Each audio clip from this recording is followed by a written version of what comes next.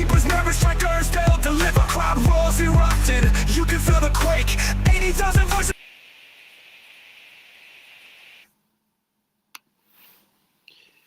Hello, everybody. How you doing? You're welcome to the channel. You're welcome to the show. So, of course, while the Nigerian Super Eagles having issues qualifying, 2 games left to go against Benin Republic and Lesotho, apparently FIFA are looking to deduct those points from South Africa. Let's see how it all shakes down. But right now, even with those wins, right, even if Nigeria goes on to win those 2 games, no one is quite certain if indeed Nigerian Super Eagles will still qualify, because South Africa, they just need to match or better Nigeria's result and they will be in the World Cup. So right now, the fate of Nigeria is in the hands of Benin Republic. Hoping Benin Republic can get some points off of South Africa, and then Nigeria hopes to beat Lesotho, hopes to go on to beat Benin Republic as well. So let's see how that all shakes down. But anyways, one team has indeed qualified for a World Cup, a FIFA World Cup, and that is the under 20 team, the under 20 national team of Nigeria, the Flying Eagles of Nigeria, have indeed qualified for the World Cup, and the teams in their groups are is Colombia. We've got Saudi Arabia, and then we've got Norway. And this is a World Cup that we just have to win. Nigeria has to win.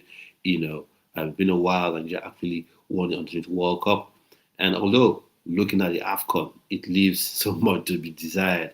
A lot of people would say, yes, you finished third spot. It wasn't that bad. But the play, the performance, right, the player selection going into the Under-20 AFCON, and in addition to the fact that this player selection for this particular World Cup itself, there are places where you look at and say, come on now, you could have gotten better players in. Now, when you're talking about the strike, you're talking about up front, you've got Averi Parabo, yes, Charles Agada, he has a lot to prove, but he's got potential. But then it begins to tail off. And when you realize that there are players that had of pedigree that were dropped from the sort of larger lists, like the likes of your what's his face now, Jonathan Speed for Suzu was dropped off. Divine Oyemachi of Lecce. Probably the club would refuse to release the player, which is odd. But it's funny that Juventus has released Okoro to the Italian national team, the Italian under-20 national team, which is a bit odd. Like I said previously, you see these things that FIFA is talking about, it will just end up favoring the European nations, because FIFA didn't come up to say, clubs, you are allowed to not release players to any country.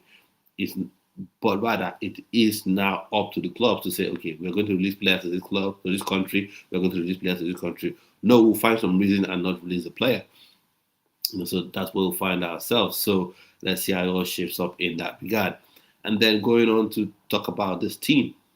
Looking at this team, for me, I just feel like, can they do it? Maybe, but they have to. I think Zubairu's job should be on the line if he doesn't, if he doesn't win this World Cup. No if, ands, buts, or maybes, because the whole talk after the World Cup was that, after the AFCON was, we're going to get a team that will be better than the previous one. He came out to say, I don't play the football on the pitch. The team wasn't good enough.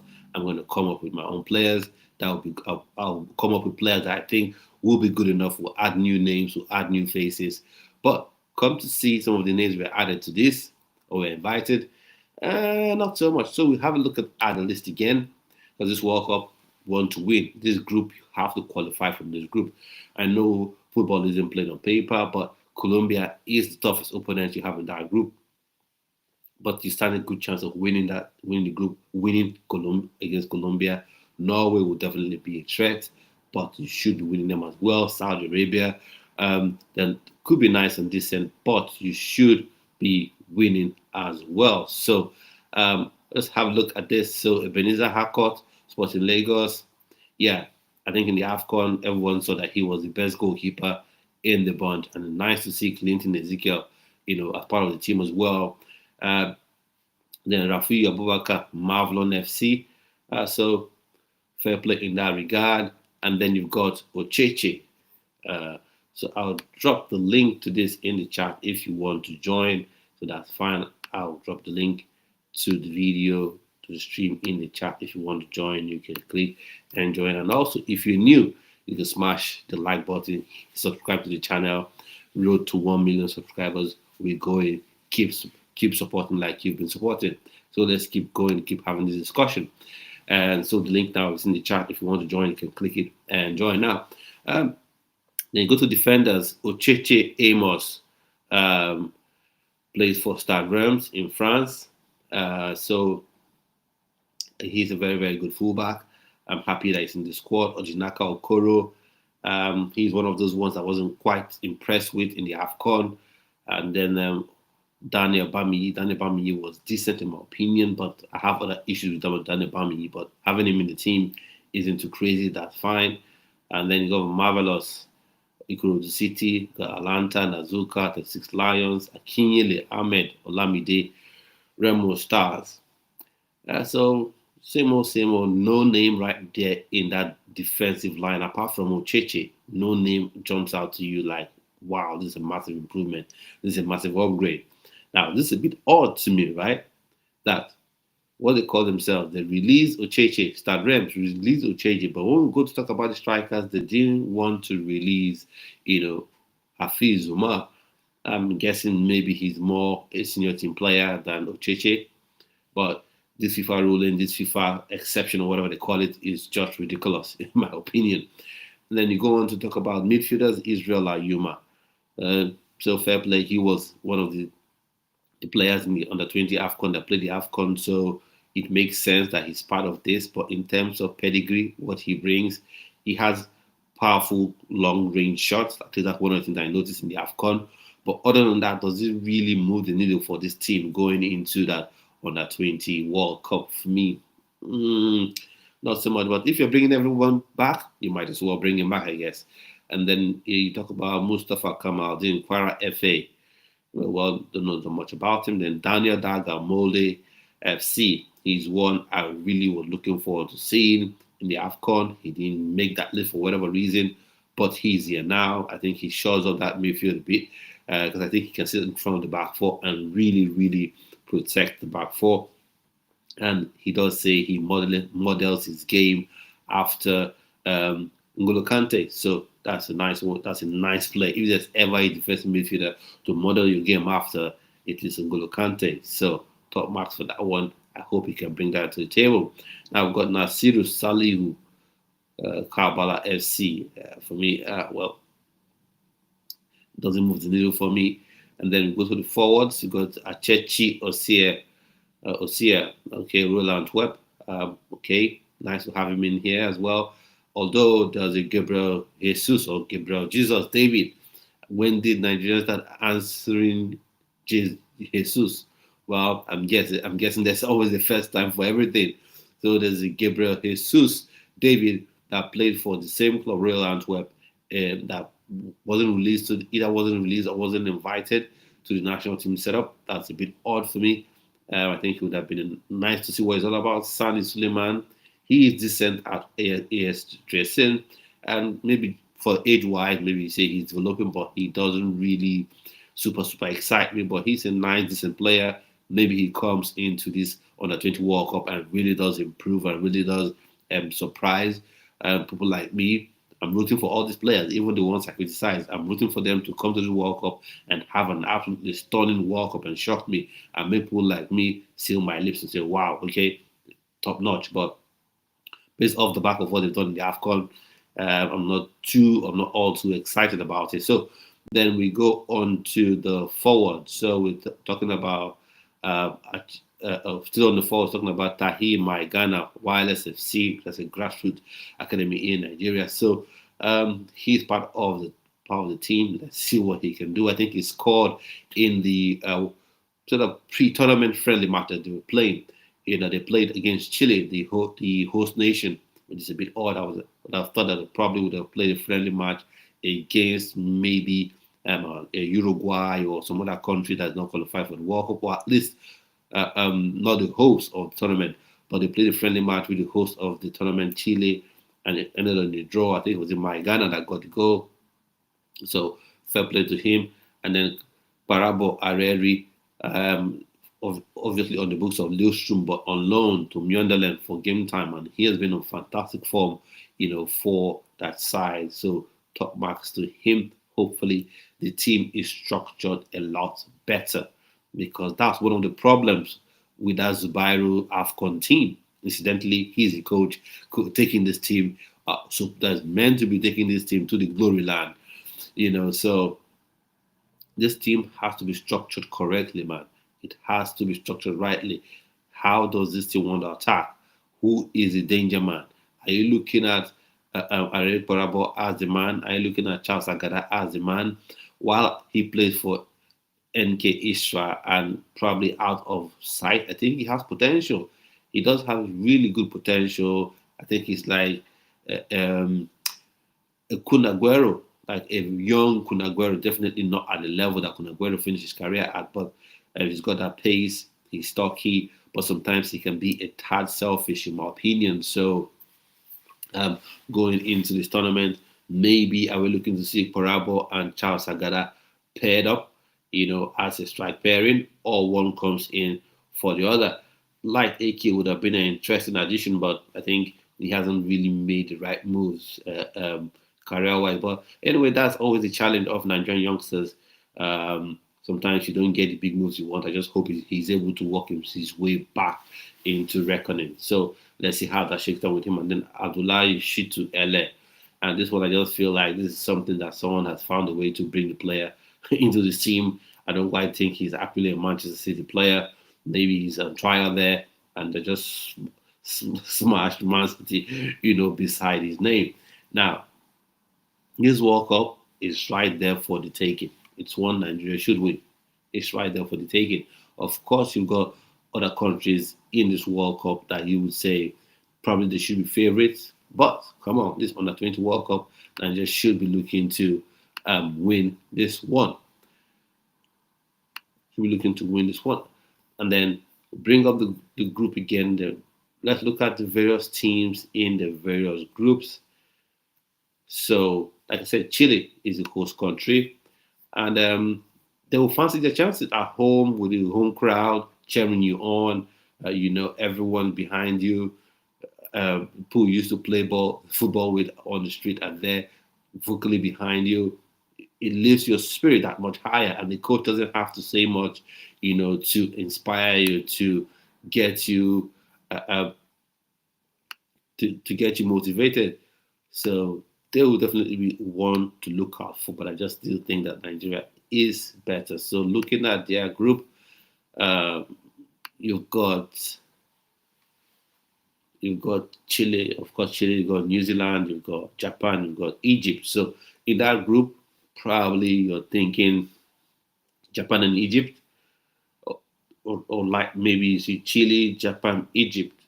One of those who top the group, maybe Chile, home advantage could top the group, and then Japan and Egypt will fight it out for the second spot. And then, so fair play. So I'm thinking maybe rooting for the African side. So Chile and Japan and Egypt, qualifying from that group. But still, I'll still fancy Nigeria's chances against this team. But yet again, the thing is quality, quality, quality. What quality do we have in this team? Looking at it, some areas really, really lacking. And then look at Group B. Group B, you have Korea there, and you have Ukraine there as well. And you've got Paraguay, Panama. So this is an interesting one because no team here really separates itself. Although Panama, I think, right here could be the whipping boys of this group. Maybe they shock people, but if they qualify, it will most likely be a shock, the shock of the tournament, because right here, Korea, Ukraine, Paraguay should be battling it out in a three-way battle for who qualifies for this group. I don't see a team that really pulls away in terms of quality in this group. So let's say it shakes down. So for me, probably I'll go with Korea. and I'll go with Paraguay to qualify from this group. But Ukraine, Paraguay, or can even top the group because you can't really pick anyone. The team here that I just feel would drop out would be Panama, in my opinion. I don't know what you think, but I think Panama could drop out from here. And then, as you can already see from the next group, Group C, you've got Brazil there. Let's see who else they have in the group. You've got Brazil, you've got Mexico, you've got Morocco, you've got Spain. Now, if ever there was a group of death in an under 20 World Cup, this is a group of death in an under 20 World Cup. In fact, any sort of tournament whatsoever, Brazil, Mexico, Morocco, Spain, boom, that's a tough one. That really is a tough one. Of course, people say Brazil should be the favorites in this one to qualify, and you'll be right to say Brazil should be the favorites. But the Brazilian side, are they the Brazilian under 20 side of old? I don't quite think so. So I think Morocco, they have a shot because Morocco, they've done what I've been calling for years for Nigeria to do, which is they've got the best talent all over the world.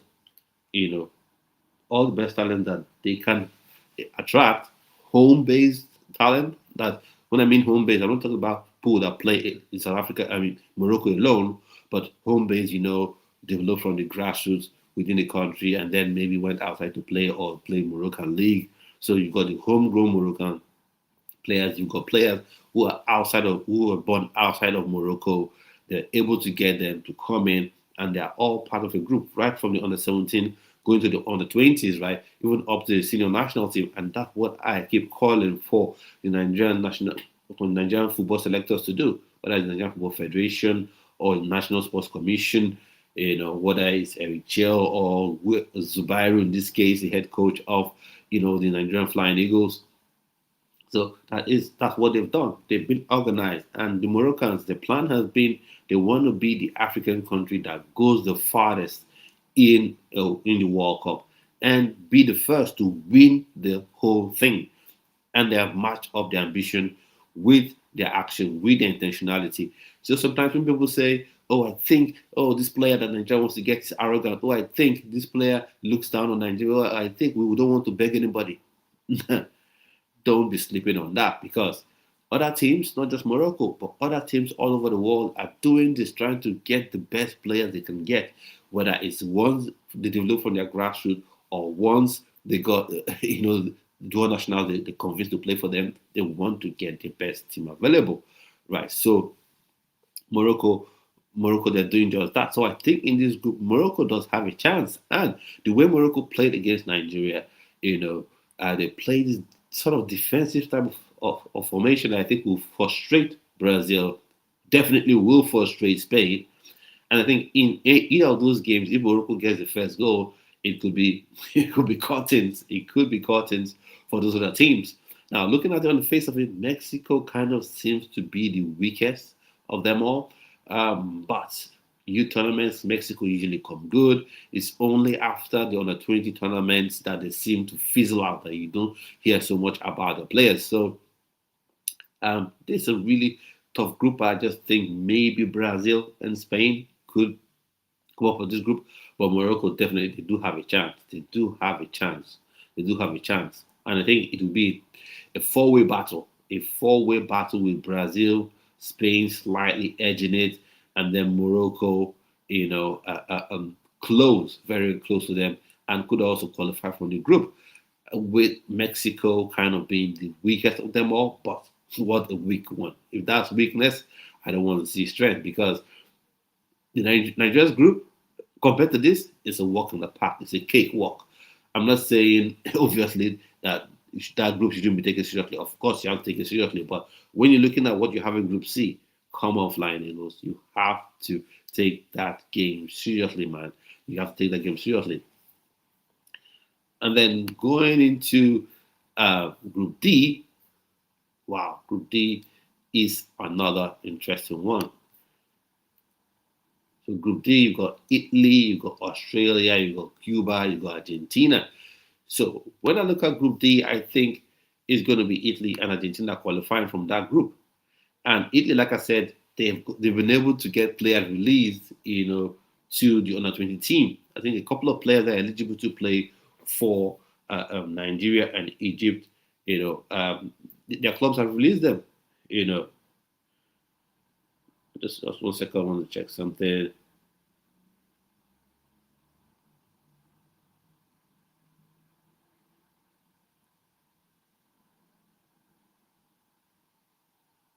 Okay, and that's why I had my issues with this FIFA rule because it allows clubs to determine, okay, we're going to release players, to this country, to our own country, for instance, looking at Juventus and what they've done, and then when the African country comes around, we begin to come up with all sorts of excuses, right? All sorts of excuses. So just trying to get the names of those players.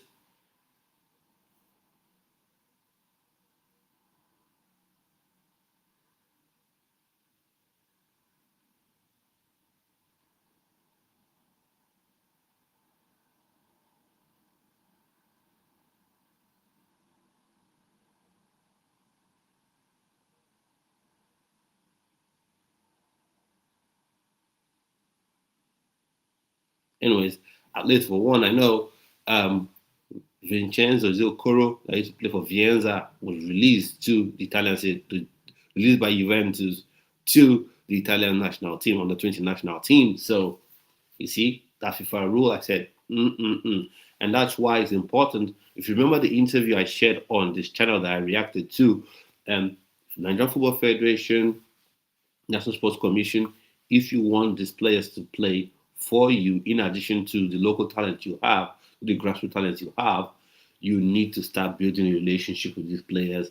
Even before they're even ready to play professional football, 13, 14, they know that, okay, yeah, this is the country that has interest in me. You're around them till they're ready. 16, 17, you come around, as opposed to waiting for when they hit 20, 21, and then you have a really odd battle on your hands. So that's crazy. And then for Argentina, thankfully, I don't think they've turned around to invite Jonathan Smith for Suzu, because for whatever reason he didn't make the cut. And I find it hard to believe that it was a question of quality. I've seen the guy play; he's good. I don't think it's a question of quality that he hasn't played for or Nigerian Super Eagles. I mean, sorry, for the Nigerian Flying Eagles. I don't think it's quality. So an interview he did a couple of months ago said something about his passport being an issue. But really, passport being an issue?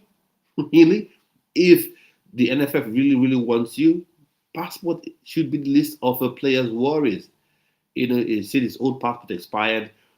You can get it done ASAP, express mode, especially when a national entity wants you're having that connection with them. That shouldn't be an issue getting the players in, but didn't get him. So back to Group D, so Italy, Australia, Cuba, Argentina. So looking at this, I just think Italy and Argentina would battle for first and second spot.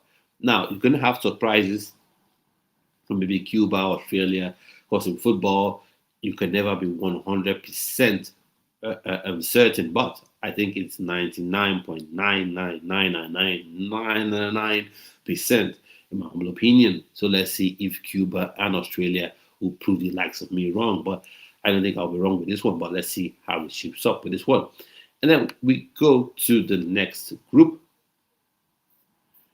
If you have any comments, you want to leave in the chat, drop in the chat, and let's have a discussion. The next group, we're looking at USA, New Caledonia, France, South Africa. Yeah, so looking at this, I think France definitely are the king side in this group. And then I think France and South Africa will battle it out for second spot. Now, New Caledonia, I don't think they have a shout in this group. So let's see how it shapes up. So looking at the group again, USA will be the one. Sorry, France will be top in this group. That's high projected. France will be top in this group. South Africa, US, and USA would battle it out for second spot. So let's see how it shakes down. So speaking about the World Cup, if you want to watch it, it will be shown on FIFA Plus. I'm pretty certain about that. So you can watch it on there, and I will be doing watch alongs on the channel. for most of the games, especially the Nigerian Flying Eagles games. That's for their group. I will watch along for those games. So you want to join me on those watch alongs? Quite frankly, that would really make it interesting. We react together, we talk together about the games, about who's playing well, about who's not playing well. And let's see if Zubairu indeed has learned any lessons on how to set this thing up, on how to get the best out of the players, on how to set up an attacking structure, even if it seems he hasn't learned that much in terms of talent selection and talent recruitment. But let's see what happens. And from some reports I'm hearing, it's almost like these coaches for under 17, that Manugaba and Zubairu, um, who's the coach for on the under 20 for the Flying Eagles, they kind of have carte blanche to do whatever they want. The NFF doesn't really interfere that much with their selection. It's a bit, which is a bit odd to me. For other areas, they want to interfere. Well, what I would like is across board, do not interfere. If the manager says, I want John Thomas, you get him John Thomas. You don't interfere and say, bring Paul Smith. So looking at this group, France to top the group, South Africa and the USA to battle it out for that second spot. Now, we go on to the next group, which is the group that we are all interested in. That is Group F, obviously. So Colombia, Saudi Arabia, Norway, Nigeria. So looking at it, I think it should be,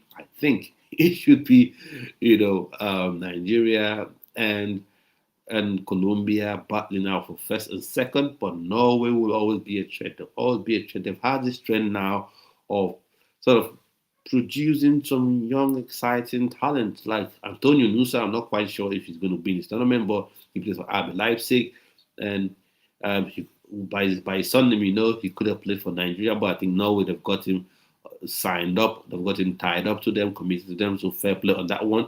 And then Oscar Bob, another player that plays for Manchester City. I'm not quite sure if you play in this one because I think they'll be saying, okay, right now you are more of a senior team player.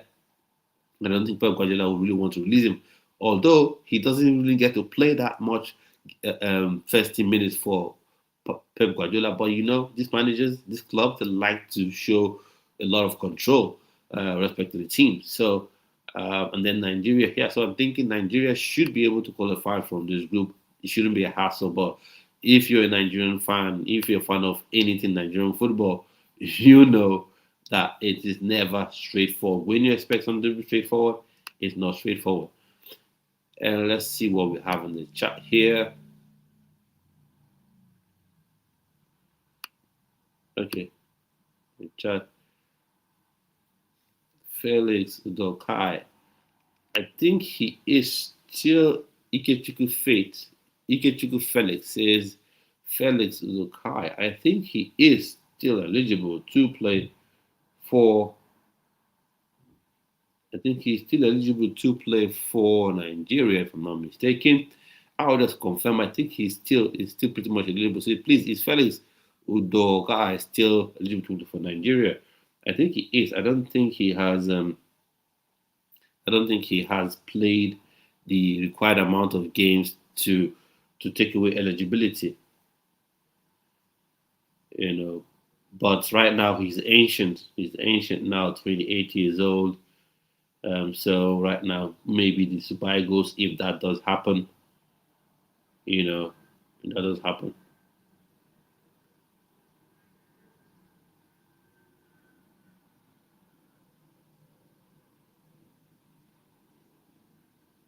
Yes, he's still eligible to play for Nigeria. Yes, he still is. He's represented Germany in youth tournaments, but I don't think he has, as of yet, really played for the senior national team. So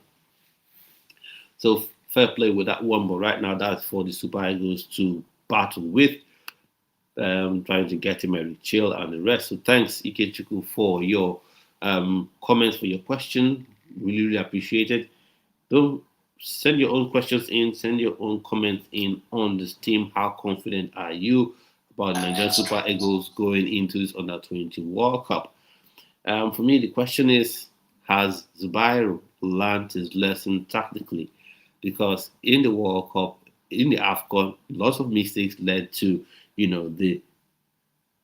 led to the Nigerian Super Eagles not really going as far as they could. The what's it called now? The third place playoff was a nice, I'll say, decent uh, um, thing to achieve, but quite frankly, AFCON should have won it with better preparation, with better tactical know-hows, with better player selection. They would have won the AFCON. And looking at this, I just think maybe Nigeria may fall away. But right now, I just think it must be do or die for Zubairu. If he doesn't win this one, then he shouldn't have his job anymore as the with he shouldn't have his job anymore with the Flying Eagles, because people do say that, okay, this developmental stage for the players and all that, but looking at the squad, really, really developmental, not quite. And then looking at the squad again, you ask yourself the question: the next generation of players for the Super Eagles, because people forget that is what this Flying Eagles is meant to be. That's what this team is meant to be. It's meant to be where you see someone and say, I think he can take the spot of um, Victor Osimhen, for instance. I think in the next couple of years, he's the Victor Osimhen guy. Look at left back. Oh, he in the next couple of years, he's the guy that will be knocking on the door, Felix Argo. You look at midfield and say, okay, yeah, this guy, yeah, he's the next guy that will be battling with Uche Crisantos. Or even going into next year's World Cup, or even going into the AFCON, you can say, okay, this guy is so good, we could just quickly speed through his progression into the Flying Eagles because he's been that good. But when you look at this team, you struggle to find those players. There's a very Parabo. Yes, I think for me, this AFCON should be used as an opportunity, not for him to start, but at least to get a feel of being in that environment with senior national team players. That's where I see it. And then as well, you look at Ocheche Amos. Yeah, he's another nice, decent one. Charles Agada, I think he's, in terms of his development, he is a bit lower than Aaron Parabo, but he's another one you look at. But at this point, can you say he comes in to the Super Eagles? I don't quite think so. But look, overall, I'm not happy with the selection of the players. And it's annoying because this is a World Cup that you should be winning. This is a World Cup that you should be winning. If you look at all the talents you have home base, you have all the talents overseas, you should be winning this tournament. At least give yourself the best chance. And I don't think this team has given itself the best chance. Now, speaking about giving this team the best chance, speaking about player selection, there's something I heard.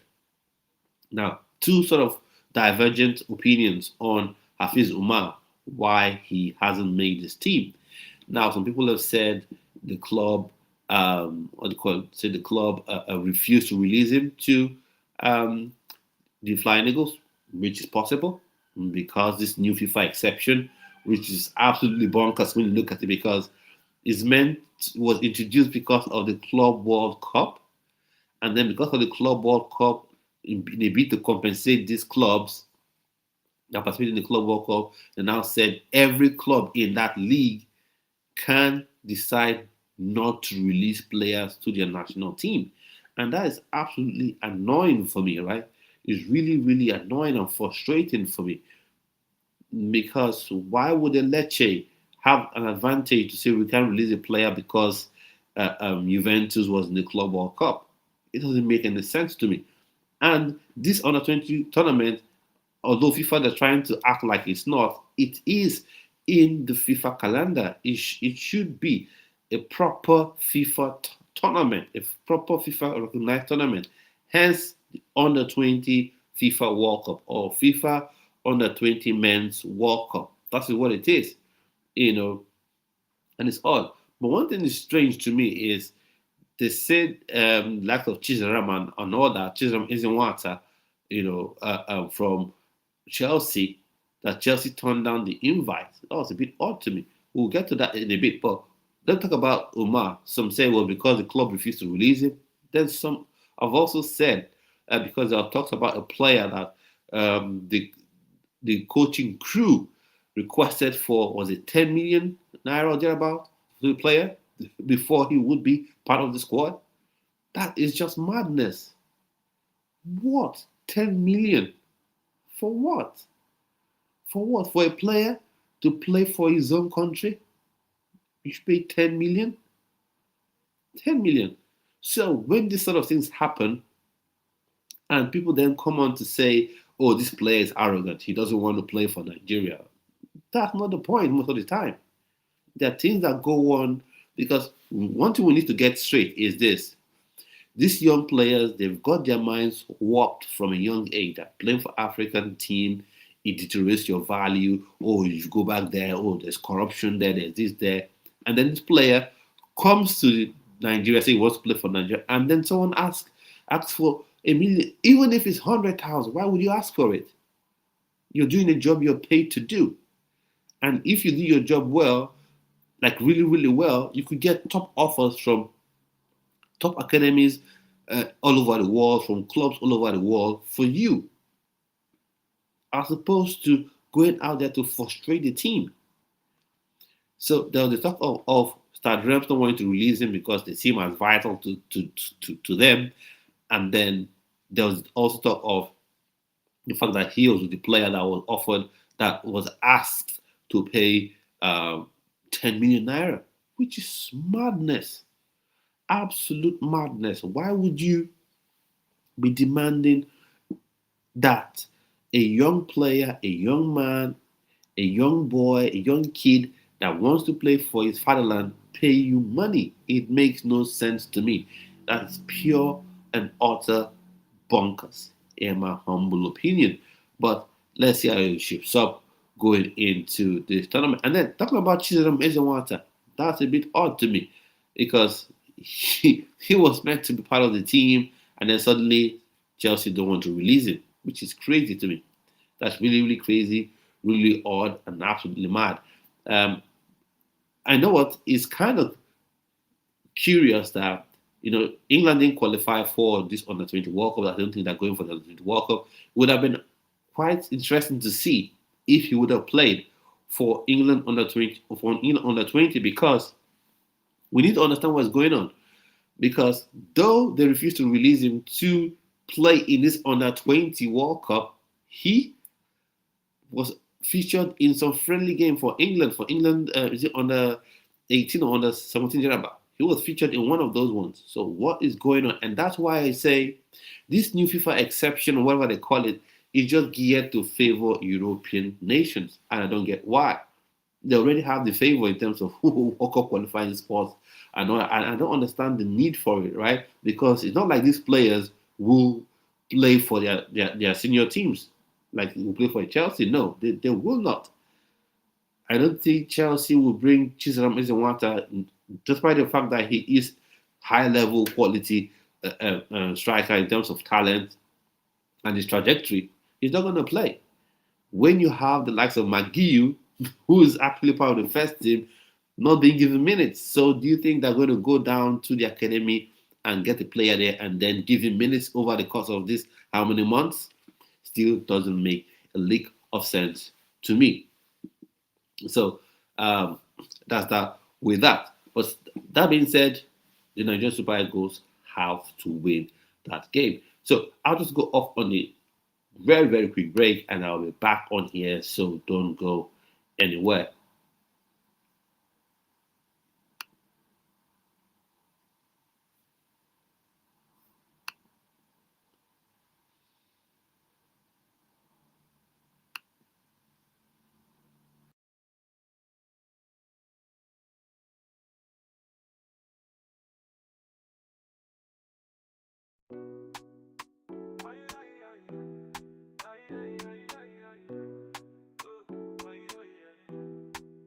My people where they listen to me, my whole life family make una yeah.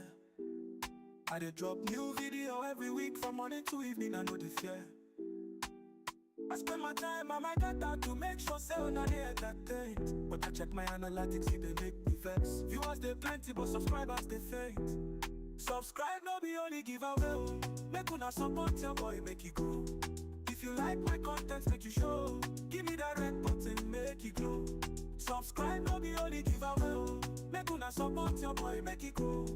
If you like my content, make you show. Give me that red button, make it glow. Some of una they watch from morning till night. You they comment, you they like, but you no click. You they wait for when I go do promo, when I go announce the next phone or a ticket. Not true, I like to give back to una. Now why I they do give away from time to time. But if una no subscribe, I go get more. Now your subscription be the reason why I decline. Subscribe no be only giveaway. Oh. Make una support your boy, make it grow. If you like my content, make you show. Give me that red button, make it glow. Subscribe no be only giveaway. Oh. Make una support your boy, make it grow. If you like my content, make you show. Give me that red button, make it glow. Imagine say you dey build your house and your neighbors they come use your water free. Then they take water, then they wash car, but when you ask them to help you with the house, then they flee. That's how it be, my people, no be lie. If una no subscribe, my channel go die. I need your support to reach for the sky. So please, my people, just give it a try. Subscribe, no be only giveaway. Oh. Make una support your boy, make it grow. If you like my content, make you show. Give me that red button, make it glow. Subscribe, no be only giveaway. Oh. Make una support your boy, make it grow. Hello there, yes, we're back. Thanks for being on here with me. Thank you so much for your support. Let's see what's in the chat before we go on. So Ike Chuku Felix says, okay, it's talking about Super Eagles. I think we'll come to that towards the end of the show, so don't go anywhere. Let's just finish up with the Flying Eagles bit. So I really think Super Eagles' problem is creative midfield. I agree with you. I have some names, some obvious things that I've mentioned on the channel, so I'll come back to that as well. And then there's this other chat you have on here, Ike Felix. I would also come back to them. And just to say, since the Flying Eagles have participated in friendly games, more close in friendly games for the preparing themselves for the under 20 World Cup, drew with host nation 1-1, that's Chile, and then they've gone on to play Australia, and they were positive result. They won 3-1 against Australia. So say Taya, Maigana, and Achechi Osia and Charles Agada got the goals for the Flying Eagles, so top marks for them. Hopefully that does a lot for their confidence going into the tournament proper. And they say Nigeria's final international friendly before the tournament kicks off later on this week. So Nigeria plays on the 29th.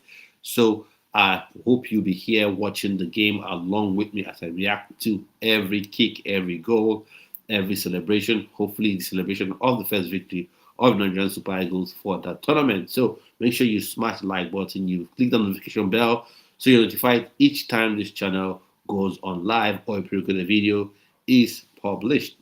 And so the friendly stayed behind closed doors in the Campelejo Deportivo Luca Mapu, offered one last chance for both sides to fine-tune for next week's FIFA World Cup.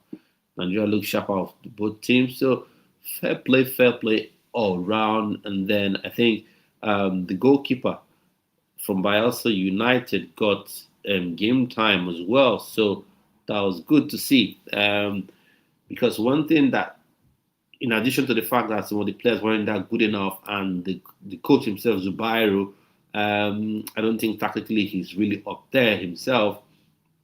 In addition to that, I think one thing that also affected Nigeria's progression to the final in that AFCON was the injury to Hackett. So let's see if this Clinton Ezekiel can be a good deputy for Hackett. So let's see how that all shapes up going forward into the tournament as the tournament starts. So maybe Agada and Ariel Parabo will start, could be the striker pairing, and then you could have Achechi on the left wing. Let's see how it all shapes up.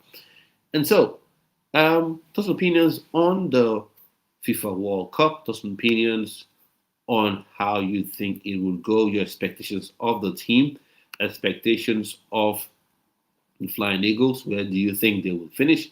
Let me know your thoughts and opinions. So, Monday, that's next Monday, Nigeria, if I'm not mistaken, will be taking on Norway. And like I said, it's available on FIFA Plus. So you know where you've been watching the World Cup, all the World Cup qualifying games, you see that's where you would watch it. It'll be available to watch free on there. So this is the first game. That's it right there. So I think that is 8 o'clock, Norway, or 9 o'clock. Sorry, Norway, Nigeria. Nigeria should be defeating Norway. Norway they do have some interesting players, but nonetheless, Nigeria should be defeating Norway. If you begin the tournament by dropping points to Norway, just know that it's going to be really difficult to qualify from that group. So you need to get the 3 points against Norway, and then you go on to the next set of fixtures. So happy to let me know your opinions on all of that. Now let's look at some of the charts that were there. I said I'll come back to them and we'll talk about some of the issues that Ikechukwu has raised, though it doesn't really pertain to the Flying Eagles. If you have questions about the Flying Eagles, please bring these questions up, drop them in the chat, and let's have that discussion. So, looking at this, so this is please your opinion. Do you feel Tosin Kayode can be the creative midfielder? He can, but it doesn't really fill me with excitement. There's some players you hear when you see them play, they really excite you. But if he's that kind of profile, why not? Give him a chance, give him a try. Because when you look at the Nigerian Super Eagles right now, who is that creative person? Everyone turns to Iwobi, right? Everyone turns to Alex Iwobi, but he isn't super like he hasn't nailed down that position. He hasn't made it absolutely his own. So I still feel need someone else. Really do need someone else. Need someone else in that place to compete. Kinda, yeah. I don't think he is the guy. For me, you should be going all out for one name. All out right now for one name. Ethan Waneri. All out. You should be going for that guy. England have decided not to invite him all this while. Whatever their reasons are, those are their reasons. And I know you have some Nigerians who will be saying, oh, England hasn't invited him. That means he's not good enough. So if he's not good enough for England, you shouldn't be thinking about him. Yeah, that's a fair point to make. You don't want to be second fiddle. That's fine. But he is a top player. He is a good player. He is the profile that we need, right? He is not perfect, but he is the exact profile we need for that 10 role. The same thing, I was responding to a chat, right in the comment section to a video I posted. Someone was talking about when I was talking about Ebenezer Kinsimiro. Someone was saying that he has potential, but he isn't fully mature. He's going to struggle a bit and all that kind of things. And all those were fair points to make. But for me, the issue is when you look at the Nigerian Super Eagles midfield, who is that guy that is in that profile of your Ebenezer Kinsimiro that you can say, okay, Ebenezer Kinsimiro, you're one for the future, but right now in the team, we've got this guy that is, up there, right? We've got this guy that can really help this team in terms of controlling play, controlling pace of play, controlling the midfield and things like that. We really have that guy so you can, stay at PISA, play in the tournament, develop and all the kind of things. And then when you're fully at your full Perlo level, when you're at Super Perlo level, then we can invite you. But you look at it, we don't have that kind of player. And Ebenezer Kinsimiro is not the guy to give you that immediate assist. If you want Busquets when he was at Barcelona, he wasn't the guy that always gave that last pass for the goal. He was the guy that would stop attacks before they happen. He was the guy that would get the ball, control pace of attack, let the ball go to Xavi, and Xavi progresses the ball forward, progresses the ball further. And that is what, that is what Nigeria needs right now. And that's what Ebenezer Kinsimiro would provide, because there are games where just control the game a bit more. Like that Zimbabwe game, that comes to mind. Control the game a bit more and Nigeria wins that game, right? The game versus Rwanda, control the game a bit more, and that game, Nigeria probably scores more than one goal. The game versus South Africa, probably makes the game better, although that pitch was absolutely horrible. Kind of like the pitch straight from the pits of hell. But South Africa decided to take Nigeria there. Fair play to them. That's one part of the dark arts of football, unfortunately. So, um, yeah. And then talk of Kinde here. Kinde talking about, yeah, Kinde is okay. Like if he comes in, he's someone that I wouldn't be adverse to. I'll say, let me see what he can do, right? Because you need to get you that 10, man. You need to get that 10, because having a 10 allows you to play differently, right? And it allows you bring in all the strikers you have, right? All the strikers you have in terms of your Cyril Dessers, Todaro Kodare, Victor Osimhen, irrespective of their profile, because a 10 is that guy that would be creative behind the striker period, or a lone striker, play those passes between the lines, lay those true passes in, for the strikers to convert. But if you don't have that creative 10 there, then things become difficult for you. Not super difficult, but a tad more difficult than it should be for your strikers. And that means you only then would use players of kind of similar profiles. So your Victor Osimhen, your Rafael Durushimi, your Tolero Kudari, then you then need those physical, powerful, pacey strikers. You can't then Cyril Dessers, it just becomes a lot difficult for him if you don't have that guy that slips you in. And again, a 10 would also help your wing forwards like your Damon Lookmans, your Samuel Chukwueze's, you know, by creating those opportunities for them to come in and score goals. Because right now, the entire creative force of this team right now relies on the wingers. And you've seen what's his face, Eric Chill, trying to force them to play centrally, which is crazy to me. It's absolutely crazy. And speaking about coaching, there is a special a video series that will be coming on here. It's just a 9 fun one that you watch and enjoy, and that's for members. If you subscribe to any of the membership packages on the channel, you get to see those videos. So it's called Coachella La. Essentially, it's a parody of modern coaching. So keep your eyes peeled for that one on the channel. And just to say, whether or not you subscribe or purchase to any of those members only video, it doesn't matter. You're still a champion in my eyes, in my books, because staying up, sacrificing all the time you sacrifice to watch this video is, it's superb. It's superb. It's really, really immense to get you coming here, watching and supporting the channel like you're doing.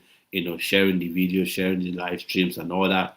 That's really good. So it's a plus. What do you feel about Chuba Akpom? Now, for me, Chuba Akpom is an odd one, right?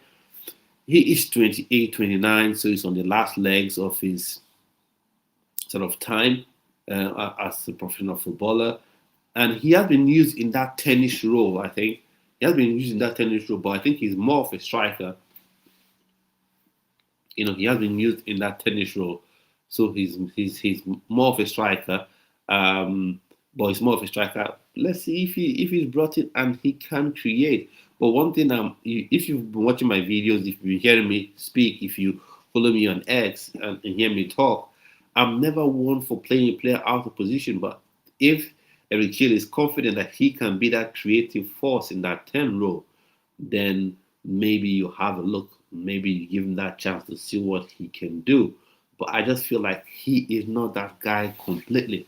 Now, another way that Nigeria can play, without a 10 at this minute is Victor Boniface. Victor Boniface can be a key, not as a 10, but he can be that creative supporting striker that will be paired with, that could be paired with Victor Osimhen, that could be paired with Todaro Kodare. Yeah, I've said this a lot of times because I feel like Victor Boniface has been misprofiled by Nigerian football fans, by Eric Chill as well, because he has been seen as this out and out number 9, let's bomb the ball to him and he will play like a Victor Osimhen. Now, who can play like Victor Osimhen in the world? Not many.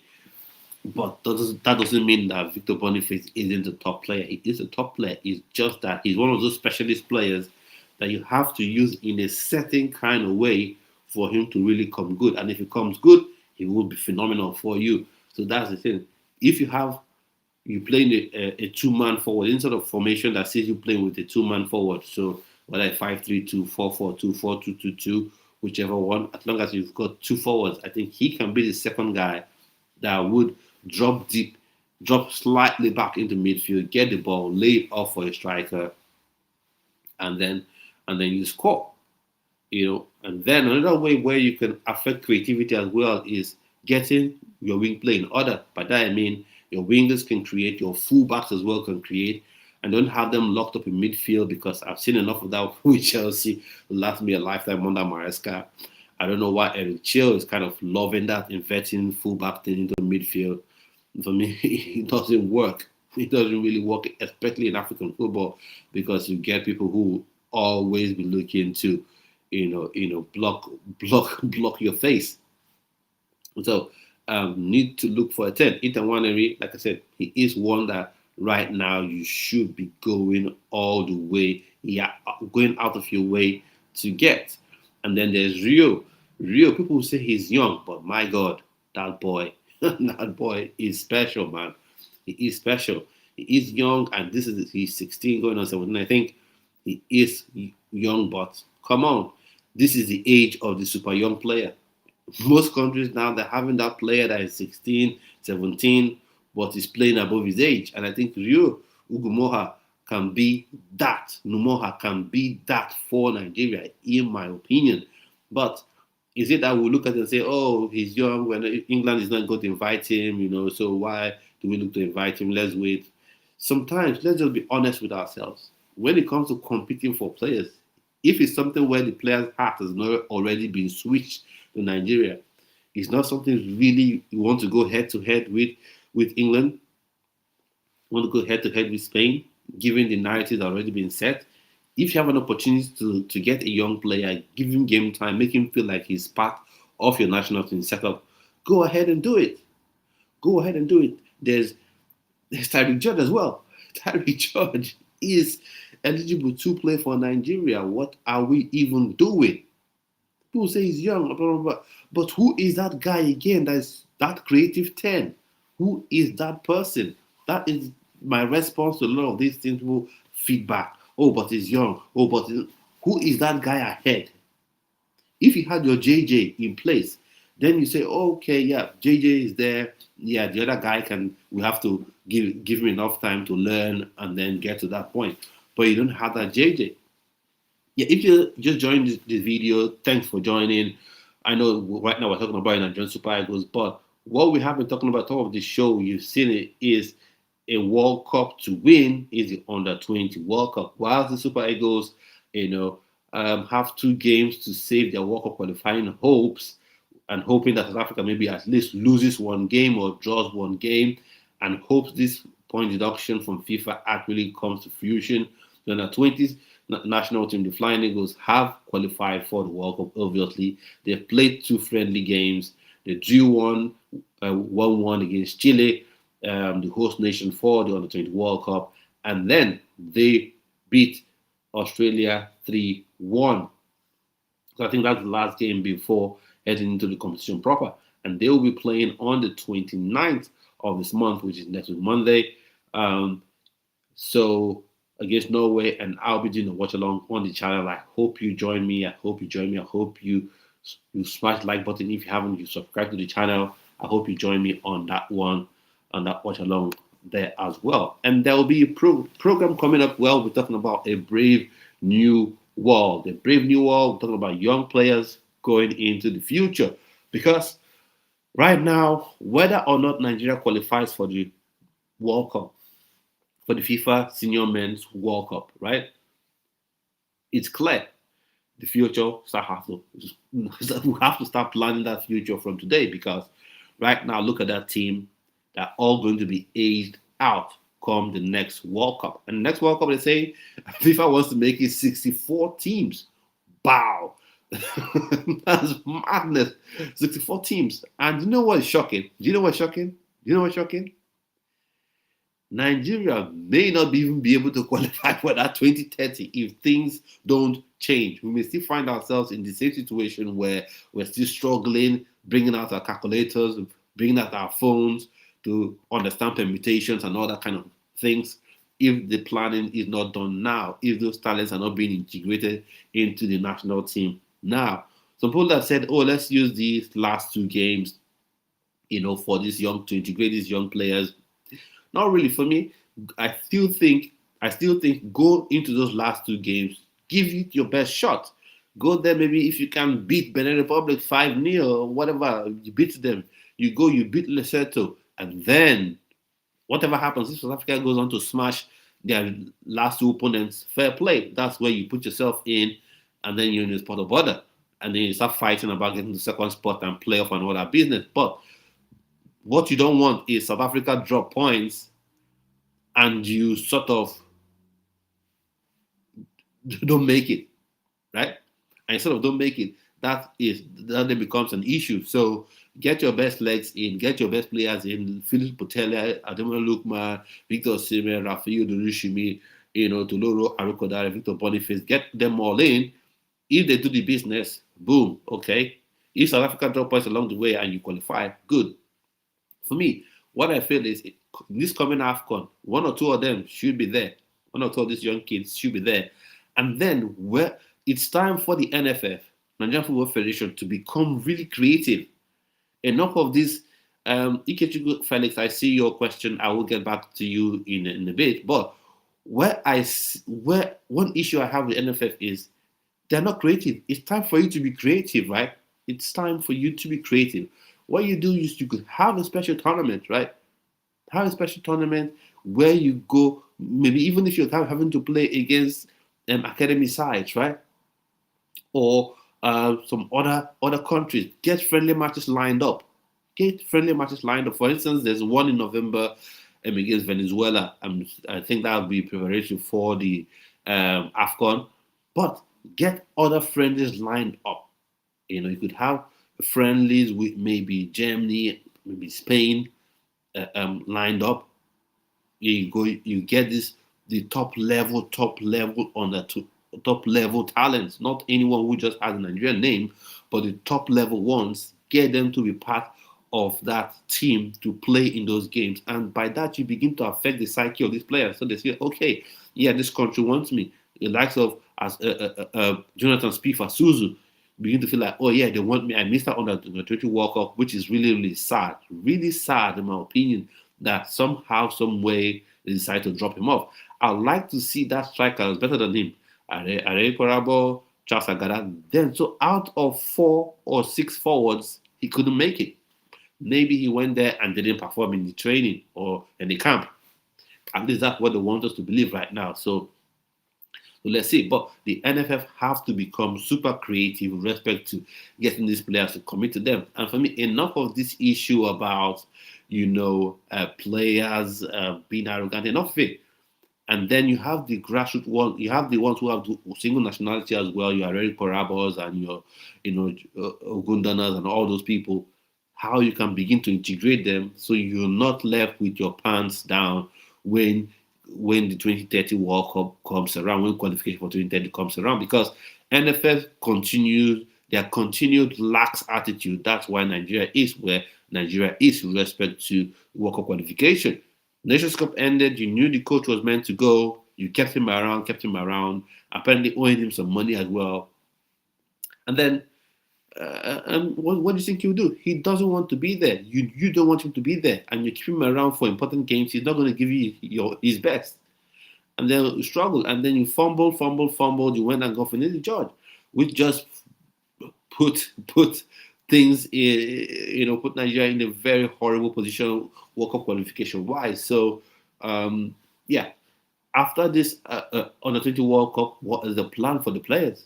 What is the plan for the players? Or are we just using the World Cup to help some players with life get clubs? So yeah. So Ikechukwu Felix asked, please, any information about Ovie Ejaria, whereabouts? He plays for Real Oviedo in Spain at the minute. He used to be Liverpool. For those of you who may not know the player, he used to play for Liverpool, Liverpool's academy, and then he went on to join Reading. And then now, whether he was released or so, or contract was in some contract issues. Now he's with Real Oviedo in Spain. He's now 27 years old. He's to be nice and tidy, silky on the ball. But all this while, why hasn't he played for the Super Eagles? Because for me, when you begin to get to 27, 28, 29, not like you can offer something, but if, especially for those that don't show commitment to playing for the country, that I kind of look at them cross-eyed. But then the question is, the NFF, what have they done? Have they really done their job? Have they looked at him? He's a nice, tidy player, and he looks decent on the ball, but doesn't really move me at this point in time. I don't know. And the NFL, I think they seem to be slagging on a lot of things. Like you had the Anjorin thing, there was a talk of him, switching nationality, was ready to come, and then we don't know what's happening. The Tosin thing, we don't know what's happening. Although there is talk of David Odogu. David Odogu plays for AC Milan right now. He was signed from Wolfsburg, and he's made his first team debut for AC Milan, so that's a good one to see. And then speaking about even midfield players, there is Victor Eletu. Victor Eletu is someone that I think the NFF are sleeping on. He was the captain of that team where he had Ume Emmanuel and the likes. So I think he is another nice, tidy player in that midfield that the NFF are sleeping on. And he is single national, so the question of switch and no switch doesn't arise with him. I think these are players that you should begin to look at because although Uche Crisantos for sure, Rafael Onyedika for sure, but the other guys, Wilfred Ndidi, I think this AFCON will be his last one. The World Cup, if Nigeria does make it, possibly will be his last one as well. So you should begin to look at players. Daniel Daga, fine, he is with the Flying Eagles right now. So are you looking to integrate him into the national team setup after this Under 20 World Cup? What is the plan? That is the question I have. So I want to say big thanks to everyone who's been with me from the start of the show up to this point. If you have any questions, leave them in the comment section. And if you want to also be a panel for the watch-alongs for the FIFA Under 20 World Cup that will be doing watch-alongs for and doing match reviews for, let me know. You also want to join the WhatsApp group, WhatsApp forum. I will share the QR code with you that you can just scan and join. And I want to say this. I know it's not any of you that does this, but the group is just for football talk. It's just to talk about programming coming up on the channel, talk about things you want to know about football, talk about how this channel can benefit you, because that's one thing that's at the heart of this channel. It's not just about talking football, but how this channel can benefit people. That's why I really want this channel to really grow, and with your support, it will get there. So this is the QR code there for the Ugo Amade Football channel. You can scan it with your phone and join the group and immediately join the discussions. And what I'm looking for people who ready to work with me on this channel and let the channel grow. And this channel will be something that will give back to grassroots football players, that will give back to students in Nigeria, that will give back to people in general. So this channel has a social cause at its center. So you want to support it? Few ways to support it. One, subscribe to the channel, continue watching like you've been doing so splendidly. Share the video, share the content to other people, recommend the channel to people. So easy. Subscribe to the channel. That's it. You want to be a member, those videos are there for members only videos. You can click on them. You can subscribe to those ones if you want to. That's completely optional to you. So there are various ways that you can support this channel to continue to grow. But the most important thing, keep watching, keep subscribing, keep engaging with the channel. So say big thank you once again, to everyone who has been here, from the start of the video to this point. And I'll see you on another video. Please do have a splendid rest of your day. I'll be back here tomorrow for another video. But please keep engaging with the channel. There are several trivia questions that have been, coming up on here that have been on the channel. I hope you've been engaging with them, trying to see if you can answer those questions. Let's see what you think about them. Let me know in the comments. Also, if you answer the questions, leave the questions in the comments. I know sometimes you can be scrolling through things and you just answer it in your head here and you get that you move on. But I would like to know if what answer you gave, if those answers match the answers that I think are the right answers to that question. So at this point, I've come to the end of this video and I'll see you on yet another video. Do have a splendid rest of your day. Definitely stay well and stay blessed. Bye-bye.